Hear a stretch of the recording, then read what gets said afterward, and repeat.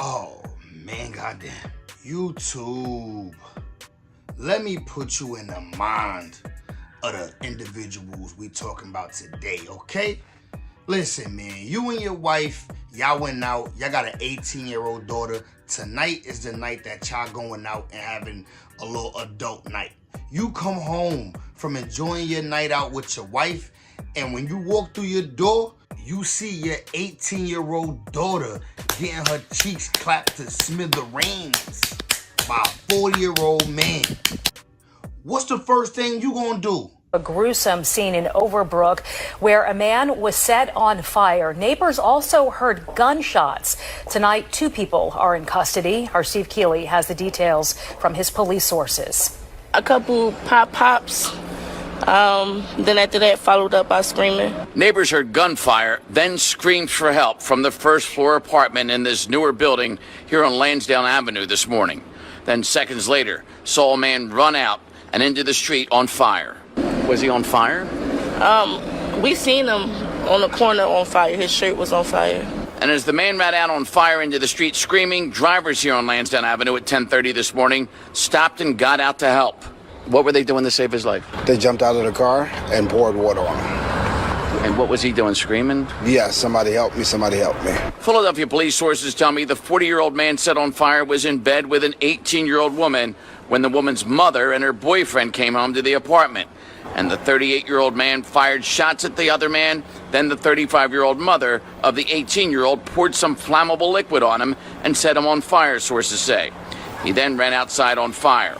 Both the police and fire departments responded here to those calling 911, rushing the man with burns to Jefferson Hospital in critical condition.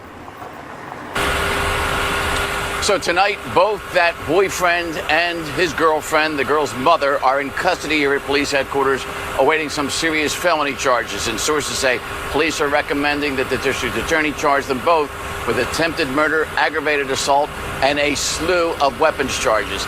And Sheba, Jason, as stunning and shocking as that incident is already what we know, the neighbors that we met in that building tell us it was just the latest incident and nothing but trouble coming from that woman's first floor apartment.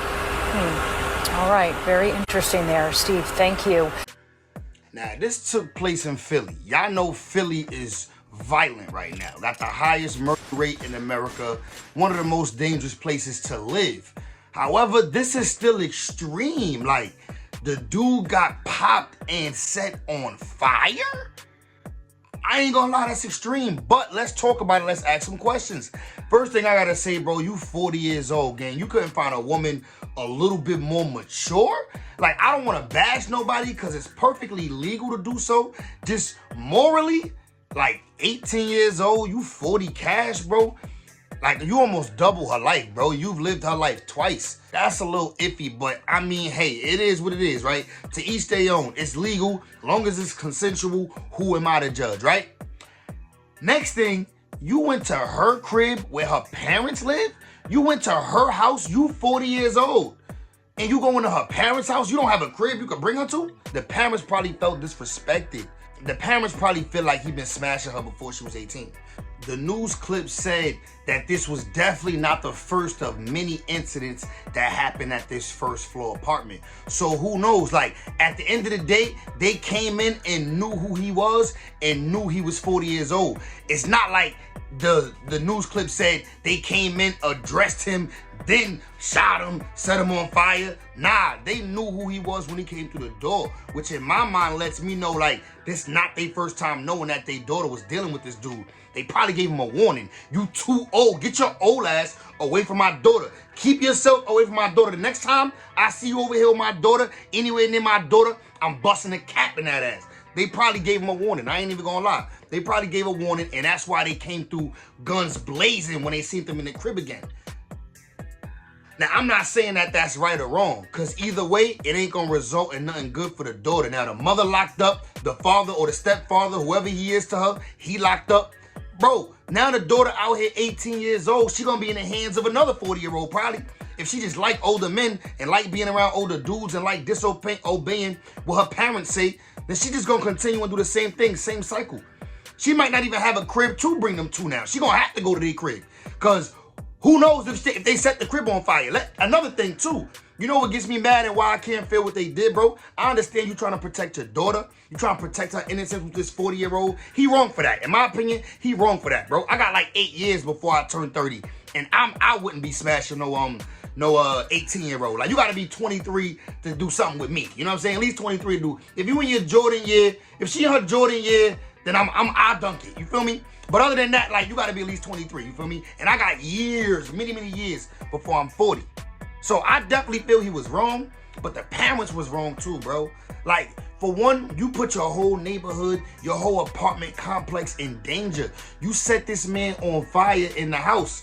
So what if the fire would have traveled, like would have traveled to the next apartment and possibly burned or took out an innocent family, took out an innocent baby, took out an innocent grandmother, an old person in the next apartment? Like, you feel what I'm saying, bro? Like, I can't justify what they did. Now, the whatever the case may be, I don't know how he reacted when they bust through the door. Maybe he reacted like he wanted to do something, and that's why they started shooting.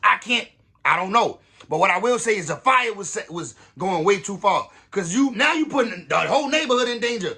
Why we gotta be in danger? Cause your daughter wanna be a freak. Your daughter wanna get her cheeks clapped by a 40-year-old, so we gotta get burnt? Nah. I don't like that. I don't like that at all. Now, looking into the facts, the 18-year-old daughter, her mom's is only 35, which means she gave birth to her daughter who's 18 now at about 17, possibly got pregnant around 16.